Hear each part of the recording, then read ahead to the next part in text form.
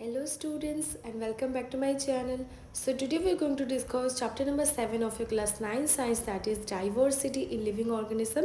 So we'll start with your NCERT solution first. So question number 1 is, what are the advantages of classifying organisms? That is, why do we even classify organisms? What are the advantages that you have to tell? So as you know that there are millions of species on this earth, for anybody it is impossible to study about each of them in his lifetime. So classification, what is the role of classification? Classification makes it easy to study the organisms on the basis of certain common characters. So as we mentioned earlier that there are millions and millions of species on this earth, and technically it is impossible to study each one of them in general, right? So what is the role of classification here? जैसे अगर हम लोग एक example ले लाए, हमें देखने से समझ में आता है okay this is a dog, this is a cat. How we are able to classify them? We are able to classify them on the basis of certain common characteristics. कुछ कॉमन कैरेक्टरिस्टिक्स वाले एक group पे हम लोग उसको group down कर लेते हैं कि जैसे ये है डॉग, इसका ये कॉमन कैरेक्टरिस्टिक्स है, ये है कैट, इसका ये कॉमन कैरेक्टरिस्टिक्स है. ऐसे क्या होता है, उनको क्लासीफाई किया जाता है. Only then we are able to identify कि ये स्पीशीज़ है, ये वो स्पीशीज़ है. So I hope it's clear. So next is a question number 2. How would you choose between two characteristics to be used for developing a hierarchy in classification?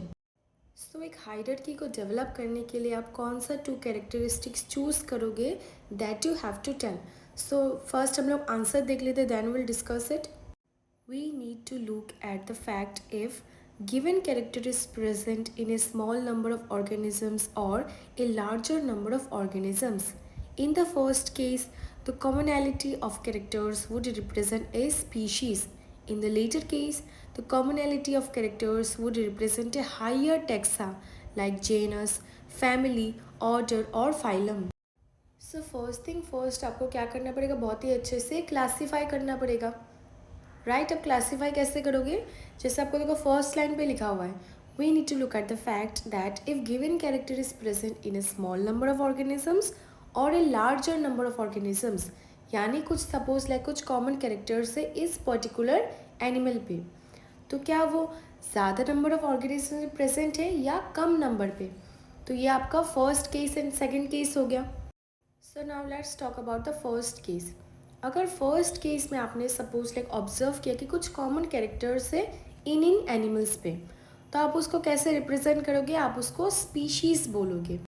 So this was the first case. अगर हम लोग अभी second case का बात करें, suppose कुछ common characters हैं, वो क्या है आपका ज़्यादा से ज़्यादा ऑर्गेनिजम्स पे प्रेजेंट है, तब आप उसको कैसे रिप्रेजेंट करोगे, आप उसको रिप्रेजेंट करोगे एक हायर टेक्सा में, जैसे जेनस उसका बोलोगे, फैमिली, ऑर्डर और phylum.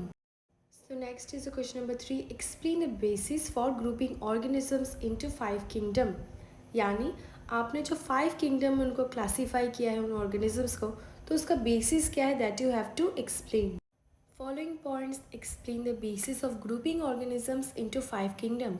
So the first one is organization of nucleus. So organisms with unorganized nucleus are kept under the kingdom Monera. Those with organized nucleus are kept in other kingdom. Next up is number of cells. Unicellular eukaryotes are kept in the kingdom Protista, while multicellular eukaryotes are kept in other kingdom. Okay. Next is mode of nutrition and presence of cell wall. Heterotrophic organisms in which cell wall is present are taken under the kingdom Fungi.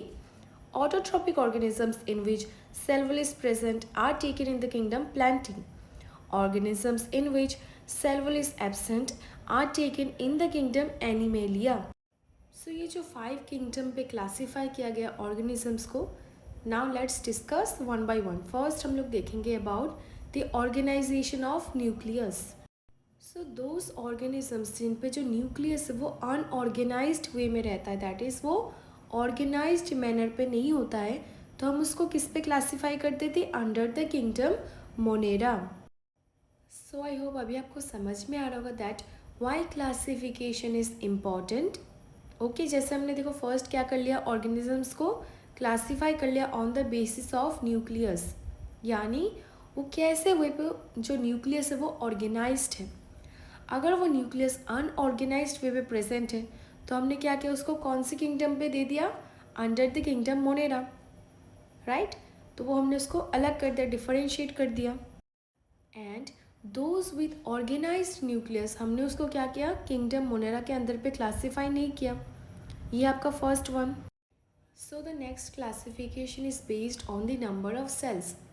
सो ये भी two way पे categorised किया है। First है आपका unicellular, second है आपका multicellular. So just by looking at the term you can easily understand the meaning. That is unicellular में क्या होता है, सिर्फ one type of cell present होता है। एंड मल्टी सेलुलर यानी more than one type of cell उसमें present होता है। जैसे देखो यूनिसेलुलर यूकेरियोट्स को कौन से किंगडम पे पुट किया गया है, under the kingdom Protista. While जो मल्टी सेलुलर यूकेरियोट्स है they are kept in other kingdom, यानी हम लोग उसको ताकि क्लासीफाई करने में हमें बहुत ही ईजी हो जाए। And the next one is mode of nutrition and presence of cell wall. तो ये भी टू वेज पे कैटेगराइज किया गया, that is heterotrophic and autotrophic. ये सब हमने प्रीवियस क्लास पे अच्छे से डिस्कस कर लिया था। So first one is heterotrophic organisms, यानी दूसरों से खाना जो ऑब्टेन करते हैं। तो जो हेटेरोट्रॉपिक ऑर्गेनिजम्स है जिनमें जो सेल वॉल प्रेजेंट है उनको कहाँ पे कैटेगराइज किया है, under the kingdom fungi. And जितने भी ऑटोट्रॉपिक ऑर्गेनिजम्स यानी खुद का खाना खुद बनाते हैं, जिन पे जो सेल वॉल प्रेजेंट है उनको कहाँ पे कैटेगराइज किया है, under the kingdom plantae. And lastly जो ऑर्गेनिजम्स पे सेल वॉल एब्सेंट होता है they are taken in the kingdom animalia.